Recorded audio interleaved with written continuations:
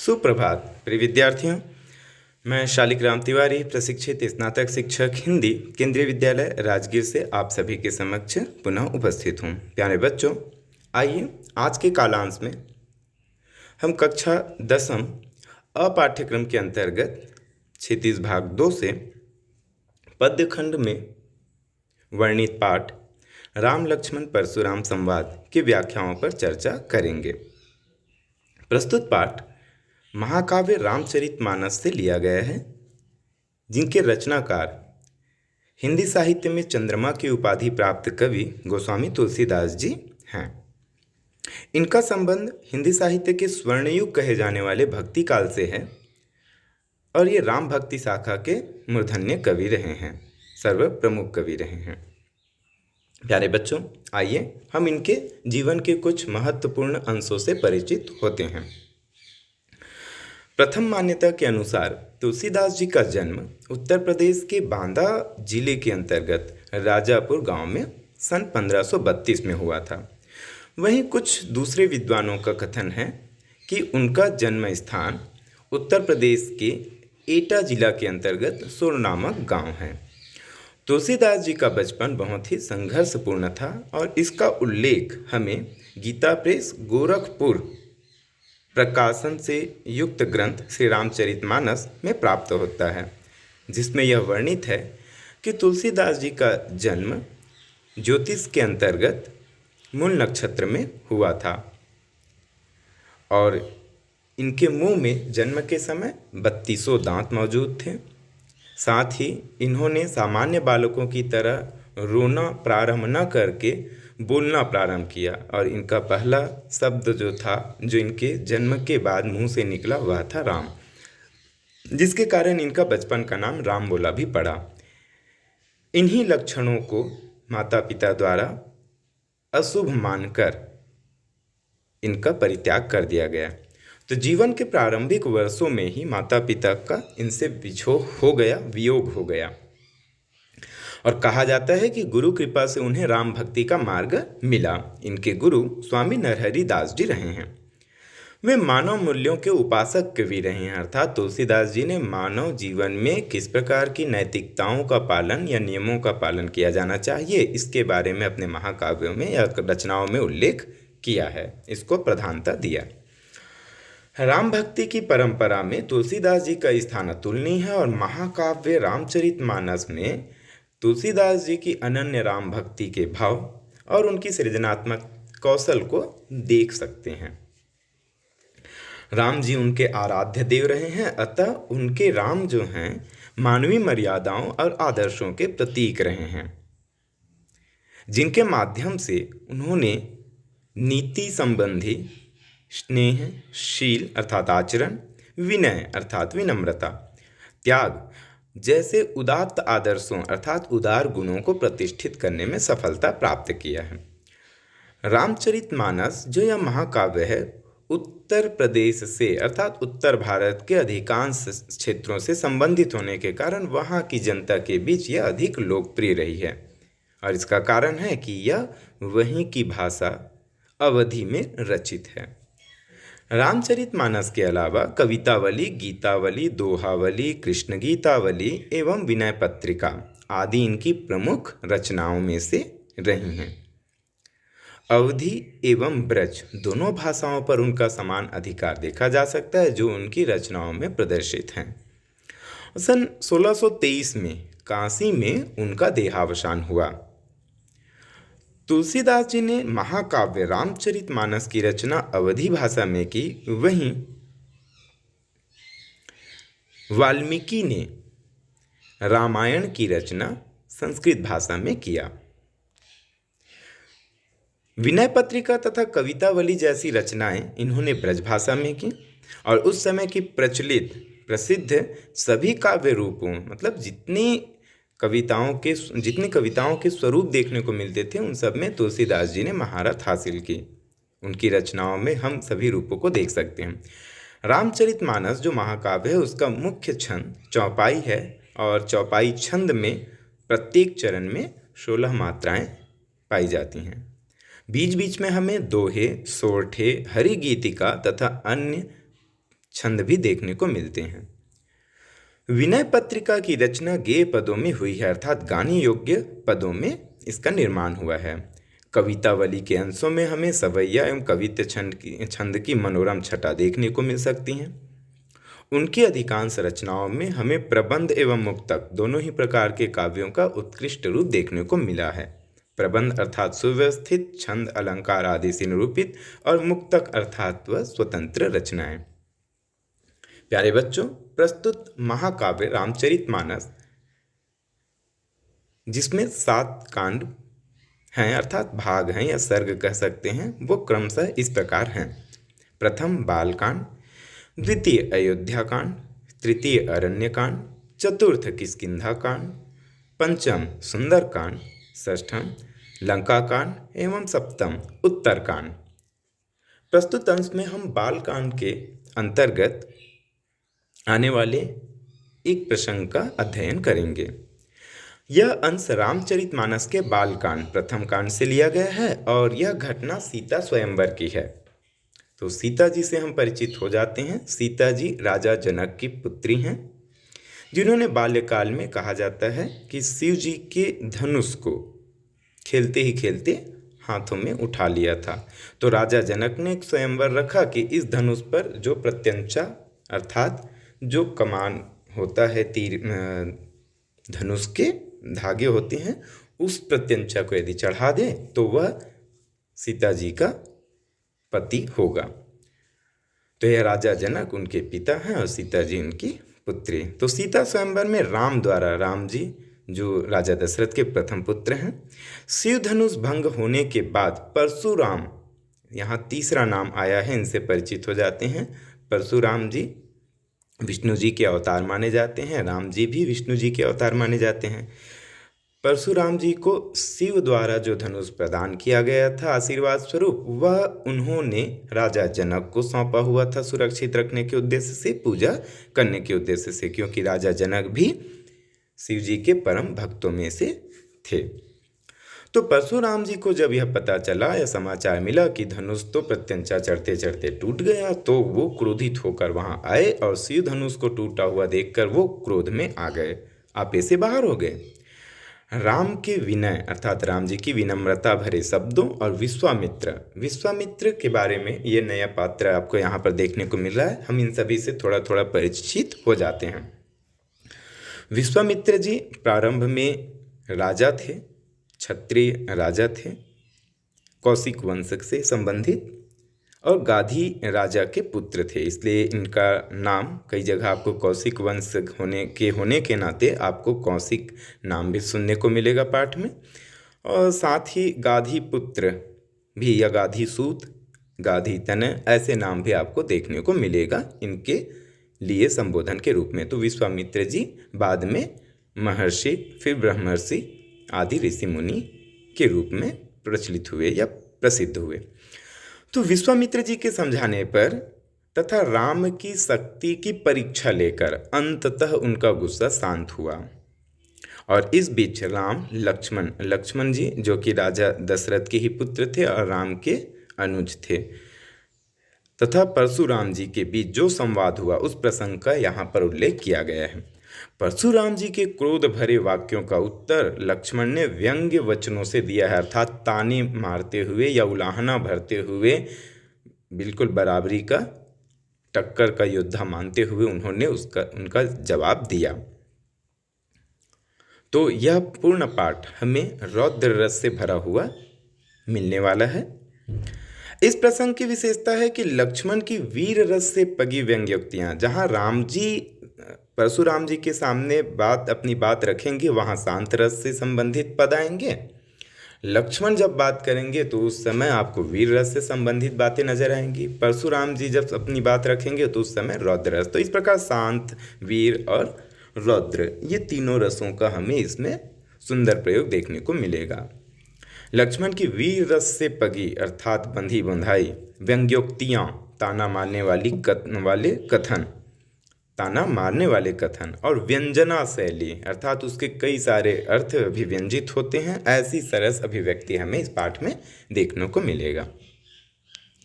प्यारे बच्चों, आइए हम पाठ के प्रथम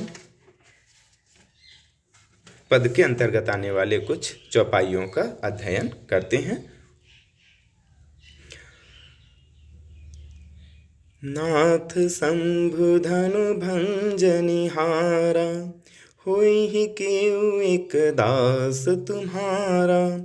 आयसु काह कहिय किन मोहि, सुनि रिसाई बोले मुनि कोहि। सेवकु जो सो करे सेवकाई, अरि करनी करी करी अलराई।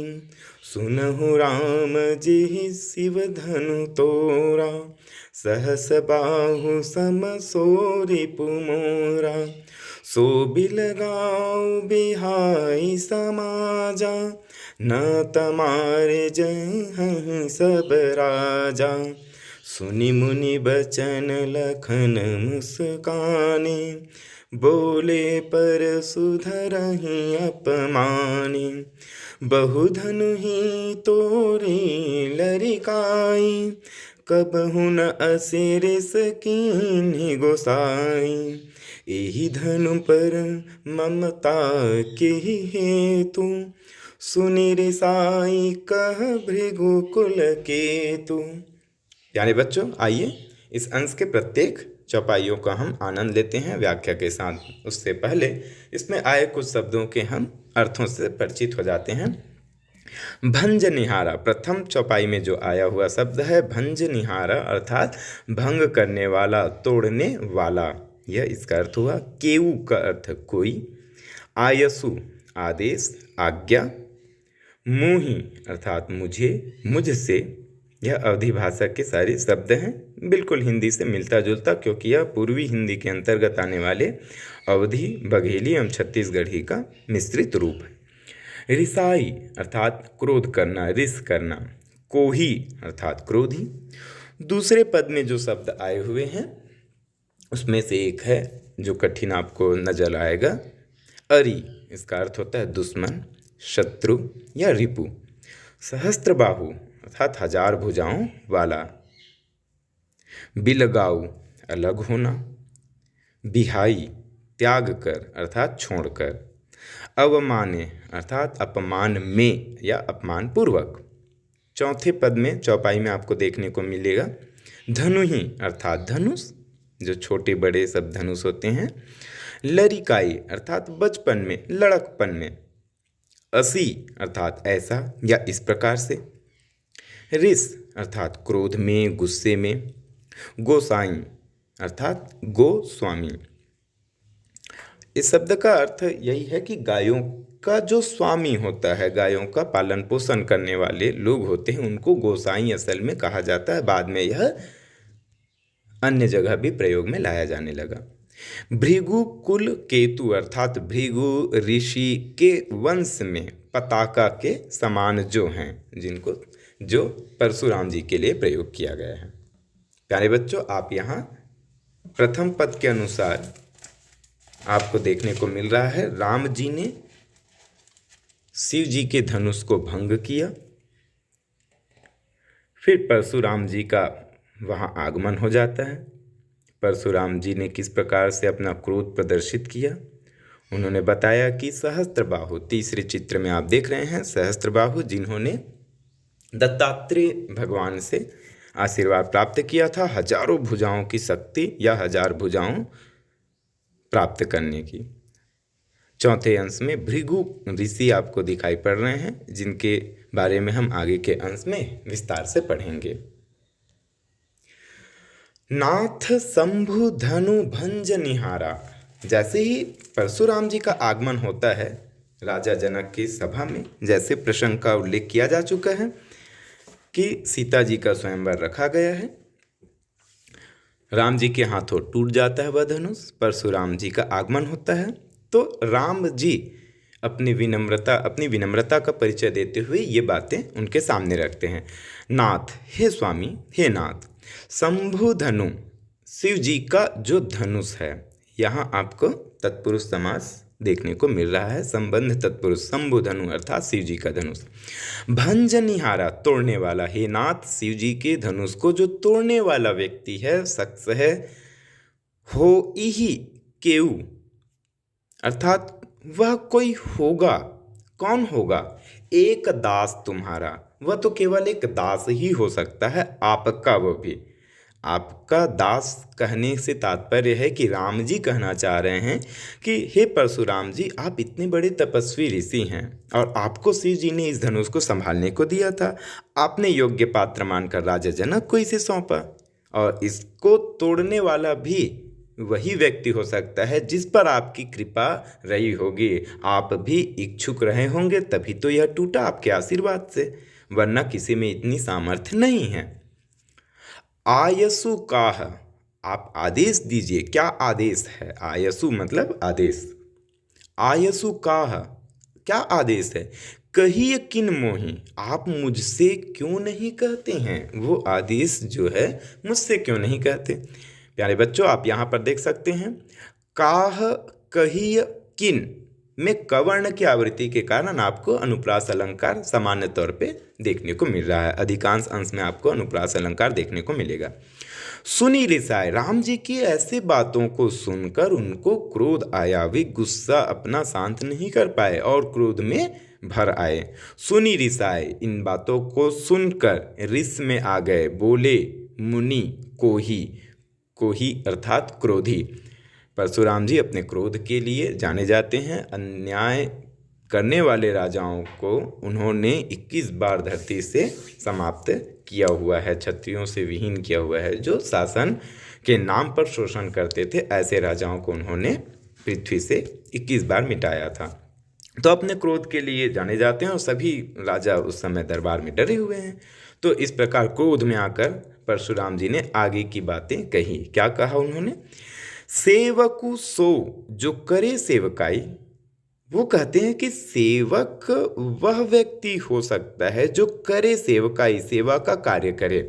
और सेवा का कार्य सेवक कब करता है? जब उसका स्वामी उसे आदेश देता है, अर्थात तुम मुझे राम, तुम अपने आप को मेरा दास बता रहे हो और मुझे अपना स्वामी कह रहे हो, जबकि मैंने तुम्हें तो कोई ऐसा आदेश नहीं दिया था कि जाओ तुम शिव जी के धनुष को तोड़ दो। शिव जी का धनुष तो मुझे परम प्रिय है, अपने प्राणों से भी प्रिय है। और शिव जी को धनुष को तोड़ने वाला व्यक्ति का कार्य यह जो मुझे सामने दिखाई पड़ रहा है, अरिकरणी। अरि का अर्थ होता है शत्रु, दुश्मन। अरिकरणी मतलब वह शत्रु ने किया हुआ, शत्रु के द्वारा किया हुआ काम है या शत्रु का काम है।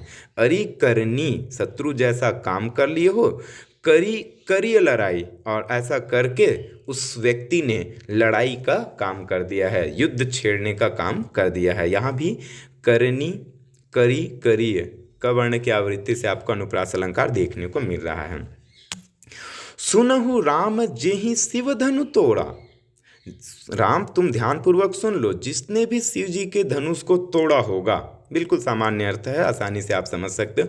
सहस बाहु सम, यहाँ आप देख सकते हो उपमा अलंकार का बहुत सुंदर प्रयोग किया गया है। सहस बाहु के समान, सो वह व्यक्ति, रिपु मोरा वह दुश्मन है मेरा, वह सहस्त्र बाहु के समान मेरा दुश्मन है। सहस्त्र बाहु एक नया शख्स आपके लिए सामने आया है, जिसका परिचय आपको पीछे पिक्चर में आपको दिखाया गया। यह जो कई भुजाओं वाले राजा क्षत्रियों की तरह दिख रहे हैं, उन्होंने दत्तात्रेय मुनि की तपस्या से अपने भुजाओं में सहस्त्र भुजाओं के बराबर बल प्राप्त किया था और इसके अभिमान में आकर उन्होंने परशुराम जी के परिवार का अपमान किया, उनके पिता जमदग्नि ऋषि का अपमान किया। तो उन पर इनका क्रोध फूट पड़ा और इनके सभी भुजाओं को उन्होंने काटकर उनका संहार किया। तो उन्होंने कहा सहस्त्र बाहु के समान वह मेरा दुश्मन है, ऐसा क्रोध उनका फूट पड़ा। आगे परशुराम जी अपने क्रोध को जारी रखते हुए फिर बोलते हैं तीसरे चौपाई में, सो बिलगाऊ बिहाई समाजा। वह व्यक्ति बिलगाऊ अलग हो जाए यदि अपना भला चाहता है तो बिहाई छोड़ करके समाजा, यह जो राजाओं का, राजा महाराजाओं का जो सभा लगा हुआ है, इस सभा में से वो अपने आप अलग हो जाए, तब तो उसका भला है। और यदि वह ऐसा नहीं करता है, सबसे अलग मेरे पास नहीं आता है, तो क्या होगा? वो यहाँ पर धमकी दे रहे हैं, ना त नहीं तो मारे जय ही, जय ही मतलब मारे जाएंगे सब राजा, यहाँ जितने राजा हैं उनको सबको मैं यहाँ से समाप्त कर दूंगा। जैसे मेरी पिछली गाथाएं प्रसिद्ध हैं, मैंने 21 बार राजाओं, क्षत्रिय राजाओं को धरती से समाप्त कर दिया है। सुनी मुनि वचन लखन मुस्काने, यहाँ पर आपको और एक पात्र नजर आए, लखन जी के बारे में बताया गया कि ये शेषनाग जी के अवतार हैं, जो राम के ही छोटे भाई हैं, राजा दशरथ के ही पुत्र हैं। और शेष नाग अर्थात नाग की प्रवृत्ति होती है फुंकार मारने की या क्रोध आवेश में रहने की। तो इनको ये बातें सुनकर कुछ हजम नहीं हुआ और ये हंसते हुए बोले, वैसे ही क्षत्रिय योद्धा थे, बचपन से ही पराक्रमी थे, राम लक्ष्मण सभी भाई। तो लक्ष्मण जी को ऐसी योद्धा वाली बातें सुनकर इनका क्रोध, इनका खून उबलने लगा और ये सुनी मुनि वचन, मुनि के, ऋषि मुनि के ऐसे वचनों को सुनकर मुस्कुराने लगे। और आप सभी जानते हैं, यह मनोविज्ञान है कि जब कोई सामने वाला गुस्से में हो, उसकी बातों को सुनकर कोई सामने वाला व्यक्ति मुस्कुराने लगे, तो उस गुस्सा करने वाले व्यक्ति का गुस्सा और फूट पड़ता है। उसको लगता है कि ये मेरे गुस्से को हल्के में ले रहा है, उसको कोई तवज्जो ही नहीं दे रहा है, तो उनका गुस्सा और फूट पड़ता है। तो इस मुस्कान को, लक्ष्मण जी के इस व्यंग्यपूर्ण मुस्कान को सुनकर या देखकर बोले, परशुधर ही अपमाने। और ऐसे मुस्कुरा कर वो रह नहीं गए चुप, वो परशुराम जी को अपमान जैसे शब्द बोलने लगे, जिससे उनको लगे कि उनका अपमान हो रहा है। और आगे उन्होंने क्या कहा, बहुधनु ही, लक्ष्मण जी से रहा नहीं गया और वे बड़े भाई की अनुमति के बिना ही वहाँ पर कूद पड़े, विश्वामित्र जी की अनुमति के बिना ही वहाँ पर बोलना प्रारंभ कर दिया उन्होंने। बहुधनु ही तोरी लड़िकाई, भाई बहुत सारे ऐसे धनु ही अर्थात धनुषों को तोरी, तोड़ डाला हमने, लड़िकाई बचपन में। महाराज ऋषि मुनि परशुराम जी, आप तो बड़े पराक्रमी हैं और हमने तो बचपन में ही ऐसे कई धनुषों को लड़कपन में, बचपन में खेलते खेलते तोड़ दिया था। कबहु न असी रिस किन्हीं गोसाई, हे गोस्वामी, हे ऋषि मुनि, कबहु न कभी भी नहीं, असी रिस इस प्रकार का गुस्सा किन्हीं किया, आपने कभी भी ऐसा गुस्सा नहीं किया हम पर, और ना हमें बताने आए आप, ना किसी के माध्यम से आपने समझाया हमें कि भाई धनुष तोड़ने से किसी का नुकसान होता है, आप ऐसे धनुष ना तोड़ा करो। तो ऐसी बातें तो हुई नहीं हमारे से आज तक, और हमने कई धनुष तो ऐसे तोड़ दिए, तो आज आप ऐसा गुस्सा क्यों दिखा रहे हैं? यही धनु, इसी धनुष पर ममता के ही हेतु, किस उद्देश्य से आपका इतना प्यार या लगाव इस धनुष के ऊपर टूट पड़ा है? तो जैसा कि आपको बताया गया कि यह धनुष शिव जी के द्वारा इनको प्राप्त था वरदान स्वरूप, और इस कारण उनके आराध्य के द्वारा दिया गया यह वरदान था, इसलिए उनको बहुत गुस्सा आया। सुनी रिसाई कह भृगु कुल केतु, और लक्ष्मण जी की ऐसी बातों को सुन करके फिर से और आग बबूले हो गए। कौन? भृगु कुल केतु। सुनी रिसाई, इन बातों को सुनकर फिर से रिस में आ गए, गुस्से में आ गए, क्रोध में आ गए और कहने लगे। कौन? भृगु कुल केतु, जो भृगु वंश के केतु के समान है, ध्वज पताका के समान है। भृगु ऋषि जो हैं वो आपको ये चौथे चित्र में दिख रहा है कि एक बार सभी ऋषियों के बीच में यह सलाह हुआ कि हमें तीनों देवताओं में से या सभी देवताओं में से चयन करना चाहिए कि सबसे बड़े देव कौन है, उनका परीक्षा तो किया जाना चाहिए, ऐसे ही बड़े देव कहलाते हैं। तो भृगु ऋषि को चयन किया गया, उनके द्वारा परीक्षा लेने के लिए, तीनों देवताओं की सहनशीलता की परीक्षा लेने के लिए वो प्रस्थान किए। ब्रह्मलोक में जाने पर ब्रह्मा जी के द्वारा भी जाकर जब वो ब्रह्मलोक में गए, चुपचाप बैठ गए बिना अभिवादन के, तो उन्होंने वहाँ से डांट कर भगा दिया। विष्णु जी के, शिव जी के पास गए तो शिव जी को उन्होंने जाकर, शिव जी जब उन्होंने देखा भृगु ऋषि को तो वो आकर गले लगाने लगे। तो बहुत दिनों में आए हैं ये सोचकर, लेकिन भृगु ऋषि तो परीक्षा ले रहे थे। उन्होंने कहा कि ना ना, आप दूर रहिए, आप ये क्या क्या वेशभूषा में रहते हो, ये सांप वगैरह सब चीज़ लटकाए रहते हो, मुझे पसंद नहीं। ऐसे करके उन्होंने उनके गुस्से को बढ़ा दिया। अंततः इन्होंने वैकुंठ में जाने का निर्णय किया और वहाँ शिव जी, विष्णु जी आराम कर रहे थे अपने ध्यान मुद्रा में, और लक्ष्मी जी उनका पाद सेवन अर्थात पैरों को दबा रही थी।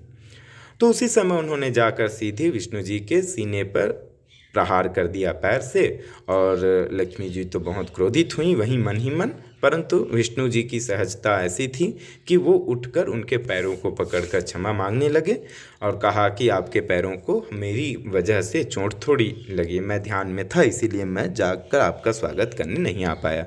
तो भृगु जी ने यहीं पर चयन किया कि विष्णु जी ही सबसे श्रेष्ठ देव हैं सहनशीलता में, और उन्होंने फिर क्षमा याचना भी की विष्णु जी से। तो ये भृगु वंश के ही परशुराम जी जमदग्नि ऋषि के पुत्र हैं। तो इसमें ध्वजा के समान सुशोभित हैं, उनका परचम लहरा रहा है, उनकी प्रसिद्धि कीर्ति का पताका चारों ओर बज रहा है, ध्वज जो है वह लहरा रहा है और डंके बज रहे हैं। तो परशुराम जी ने कुपित होकर आगे के कथनों को कहा। प्यारे बच्चों, आइए हम इस अंश में आए काव्यात्मक सौंदर्य को देखते हैं। प्रस्तुत अंश में तुलसीदास जी ने श्री राम द्वारा विनम्रता पूर्वक परशुराम जी के क्रोध को शांत करने की प्राथमिक पहल पर प्रकाश डाला है। उन्होंने शुरुआत में पहल किया कि वो शांत हो जाएं, लेकिन जैसे ही उनका क्रोध शांत नहीं हुआ तो लक्ष्मण जी भी कूद पड़े। साथ ही लक्ष्मण द्वारा परशुराम जी की ललकार का प्रत्युत्तर देने में उन्हें तत्पर भी दिखाया है, पर लक्ष्मण जी पीछे नहीं हटते हैं। भाषा के अंतर्गत आपने परिचय ले ही लिया है कि अवधी भाषा का प्रयोग किया गया है इन पदों में। चौपाई छंद अभी तक आपको देखने को मिला, जिसके प्रत्येक चरण में 16 मात्राएं होती हैं। रस के अंतर्गत आपको राम जी के वचनों में शांत रस दिखा। रौद्र रस का आपको आविर्भाव परशुराम जी के शब्दों में नजर आया होगा, और वीर रस लक्ष्मण जी के बातों से सामने आती हैं। अलंकार के अंतर्गत आपने देखा ही है अनुप्रास अलंकार, जहाँ एक ही वर्ण की बार बार आवृत्ति हुई है वहाँ अनुप्रास अलंकार नजर आया। उपमा अलंकार आपने देखा ही है, सहस बाहु समसो रिपु मोरा, यहाँ पर आपको उपमा अलंकार देखने को मिला। तत्पुरुष समास शंभु धनु में आपको देखने को मिला, शिव जी का धनुष, वहाँ पर तत्पुरुष समास है। बहुब्रीहि के अंतर्गत आप ले सकते हैं सहस बाहु, सहस्त्र बाहु, असल वास्तव में उनका नाम सहस्त्र बाहु अर्जुन या कार्तवीर्य अर्जुन यह नाम है। तो यहाँ द्विगु समास जैसा बोध अवश्य हो रहा है। सहस बाहु में सहस का अर्थ है सहस्त्र और यह संख्यावाचक लग रहा है, परंतु यह किसी एक ही व्यक्ति की ओर संकेत कर रहा है, इसलिए स्पेशलिटी या विशेषता दर्शाने के अर्थ में बहुब्रीहि के अंतर्गत आएगा। सहस्त्र भुजाओं वाला व्यक्ति जो है तो वह है सहस्त्रबाहु अर्जुन। तो प्यारे बच्चों, आशा करता हूँ कि यह अंश आपको अच्छे से समझ में आया होगा। आगे के अंश के साथ मैं पुनः उपस्थित होऊंगा। आप सभी का धन्यवाद।